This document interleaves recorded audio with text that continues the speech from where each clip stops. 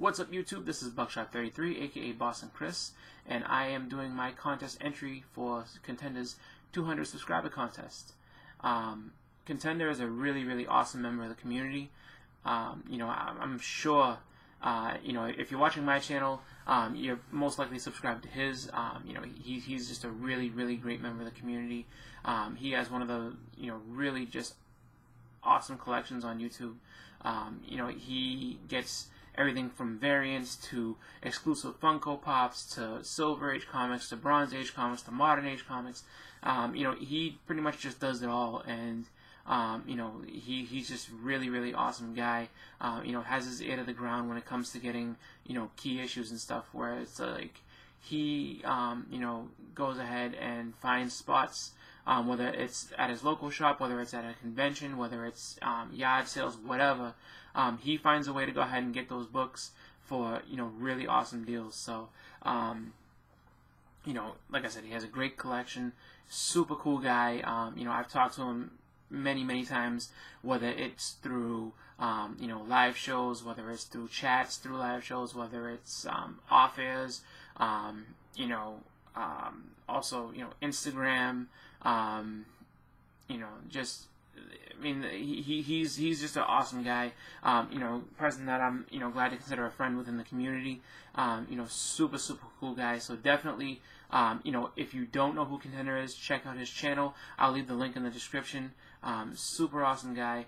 And, we gotta help him, continue to grow his channel because he's got a great collection, and he makes awesome videos all the time. So definitely check him out. For his contest, he asked 2 questions. The first was, what are the top 3 books in our collection that we would like to upgrade? And the second was, what are the top 3 ongoing series that we're currently reading now, why they are our favorite? So, and our favorite cover from each. So what I'm going to do is I'm going to answer his first question, and that is the top 3 books in my collection that I'd like to upgrade. Going into this, I'm gonna have one that I think is a honorable mention, just because everybody has books in their collection that they really do wish they can get a better copy of and things like that. And I have one that I think is a good honorable mention, just because there's nothing wrong with the book specifically. Overall, it's in really good shape, but it just so happens to not be a first printing. So I definitely want to go ahead and upgrade that. So this is my honorable mention. Pretty much, I'm indecisive. I won't say I'm indecisive, but I just, I looked through and I was like, you know what, there's a book that I definitely want to go ahead and, get the first printing of, and that's Spider-Man 361. This is the first appearance of Carnage. And the way you can tell it's a, second printing is just that it has that silver background. So I want to get the first printing of that. That's one I'd like to upgrade and move on to the first printing of. So that was my honorable mention. But the actual top 3 books I definitely want to move up and get, better, copies of is going to be, start off with this one here. This is Marvel Premiere number 16. This is the second appearance of Iron Fist. I'm going to get close so you can see. So if you look over in the 25-cent category, it's like discolored. Let me see, there is, if you follow it down, I don't want to say it's like water stain, because I don't think it is. It's just like a little bit of staining on it, discoloration. And then there's also a couple of issues. If you look along here, crease, a couple color breaking creases, things like that. And then, where is it? Overall, not a bad copy of the book. Oh yeah, so up at the top, let me show you. So right above comics, a little discoloration. So, not a bad book. Not something that I'm like, oh man, I wish, it's in decent shape, and for now it's in my collection, and I'm happy to have it. But if there's a nicer one that came along, I would do it. I would absolutely upgrade that and move to another one. Next up, we have one that could probably benefit from a pressing, and the grade would probably go up. If I had to look at it right now, I'd probably say this is about a 4.5 to a 5.0. Before pressing. After pressing, it'd probably be like a 5.5, maybe to a 6. But it's tough to say just because there's a lot of defects on this book. But I got it for a reasonable price over the summertime, and you know, it keeps going up, so it's going to be a tough one to upgrade. But we have here Amazing Spider-Man number 194. This is the first appearance of the Black Cat. And just to kind of give a glimpse, so if you look along the spine, there's definitely some color breaking creases that go all the way through. You really can't see, but there's a lot of rippling on this book. And then also we have along the, you know, the cover right there, there's some color breaking creases. I think those like little small, I don't know if any of them are rips specifically, but they're definitely color breaking. And then, you know, just keep it going down. There's another big one there. So this is a book I definitely want to upgrade at some point. So kind of, I don't ever want to really call it a placeholder, because to be honest, I don't know if I'll ever be able to get a better copy of this book. But if I ever do come across one, I definitely am picking it up. And this is my last one that I would definitely pick up a better copy of. This is The Incredible Hulk King Size Annual number 5. This is the second appearance of Groot. I got this for $1 at Boston Comic Con. The guy, it was the Sunday, and last day of the con, he was just like, yeah, man, anything that's $9 and below is $1. So I absolutely picked it up just to have. But there's a lot of different issues with this book.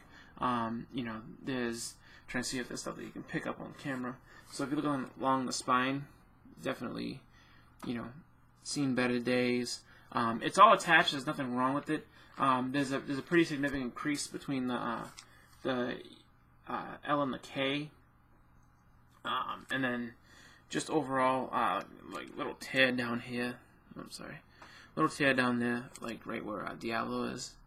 So definitely a book that's seen its share of readings and stuff like that. So those are the 3 I'd love to upgrade and get better copies of at some point. In my honorable mention, I don't know, if any of them are impossible to do. I don't think that any one would be. I just look at it where Black Cat, that 194 is going to be the toughest one, but the other 2 I probably could pick up. I just gotta really look and set aside a price that I think is fair, that I'm gonna pick it up for and keep going. But next, we're on to the second part of the second question, basically, which is my favorite 3 ongoing series and why, and the best covers from them, my favorite covers from them. So, the first one I have is Green Lanterns by DC. This is issue number 4. I love this cover. I just like the way that it shows her, flying, and then you have Simon Baz, driving the car, the lantern, projected car. I thought that this was just a really cool cover. It just shows them two, and oh wow, a lot of glare. Hold on, just shows those two in a really, really just cool pose, and overall the colors I think work out, and it just looks really dynamic the way they do it. The reason I love this series so much is that you're seeing 2 new lanterns basically discover what it is about their powers, as they go forward. So they're flawed. They have issues. Jesse, who's the Jesse Cruz right here, and she has a lot of issues where it's like she has confidence issues as a lantern, and everybody knows that Green Lantern's biggest powers, or the biggest source of their power, is their willpower. Like to be able to overcome different type of obstacles and stuff like that, and to be confident as you do it.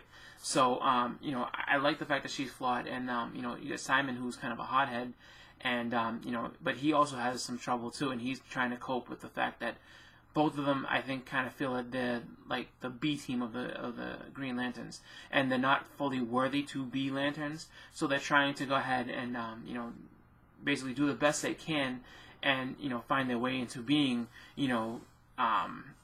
these heralded lanterns, kind of like Hal Jordan and John Stewart, how they and Tom Murray and all the rest of them, to be these people that basically be able to fill in the shoes of their mentors, or to at least exist with them as peers, rather than look up to them like, oh, these guys are way up here, way down here, like so I like the way that they do that. I like the stories that they've had. Really, really awesome artwork, really solid stories, and like I said, I love the fact that they're flawed, and they're not instant, instant heroes. That they're thrust into situations, they do their best, but they still have reservations if they're doing the right thing, and they still kind of have the flaws that make them human. And I think that that's really what helps me connect with that book a lot. That's why I love it as much as I do.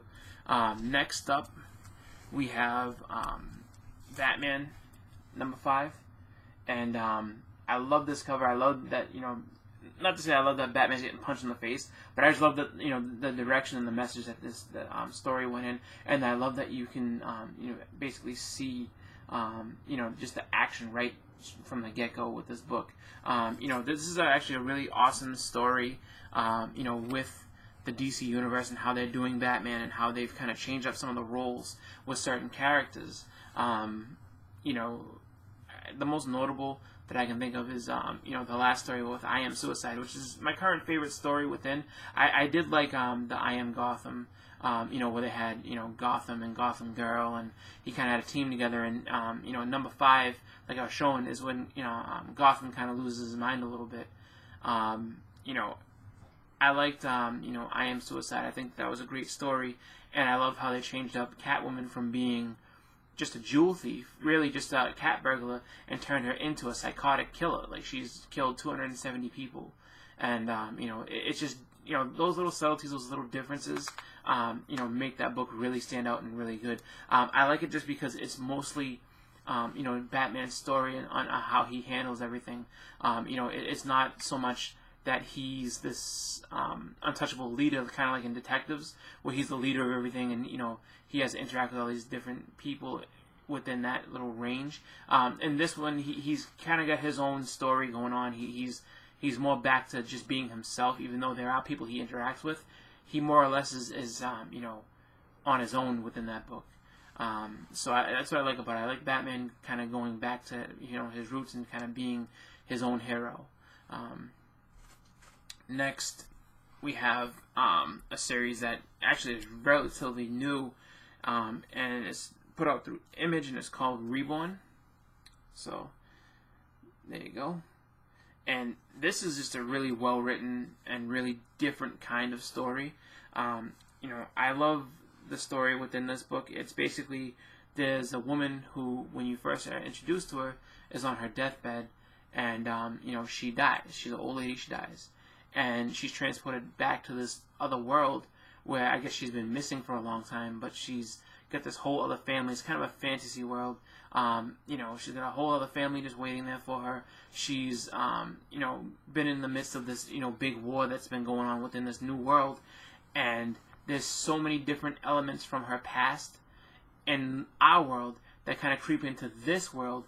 And it's really, really funny, just how they incorporate everything into it. And, I love the fact that, even her pet cat has a role in the story. You know what I mean? And I really do think that, Mark Miller does a really great job of telling a story that's kind of, it's still a hero story, it's still a fantasy story, but it's kind of off the cuff, and there's little differences that make it stand out and be really unique. So it's a really, really great story. If you haven't started reading it, I think it's a good one to pick up. The covers I chose, and I say covers because, again, I have the ability to show two of them because I like the series. And between these two, I really couldn't pick one because of the fact that, these both kind of go back to something from my childhood that, really spoke to me. This one is this is the cover that drew me in from the get-go, because it reminds me of Castlevania, the old video game. I just, as soon as I saw this, I saw, the old Nintendo box with, Simon Belmont and the castle and the Shadow of Dracula up in the corner. So, I saw this and I had to get it just from that. And I'm glad it worked out and was a great story. Oh, it is a great story because, it wouldn't have worked. I would have had a book for a cover, and, unfortunately it would have been so great. But, the next cover is, issue #3. And, again, this, goes back to another thing, from my childhood that I remember, and that's Conan the Barbarian, the cover from that.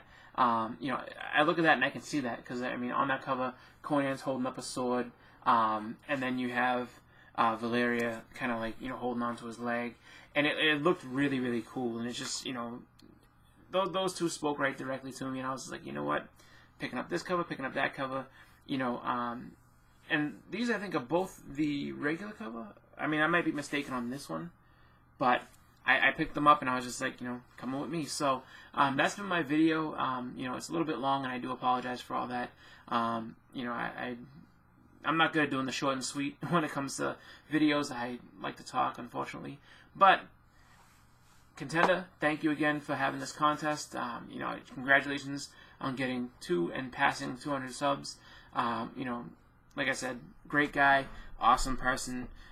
You know, just really, really cool collector. So I'm glad to have entered into the contest. Hopefully luck smiles on me and I get something out of it. If not, man, I'm just happy to be able to support you, and you look forward to more videos coming from you. So thank you and have a great weekend.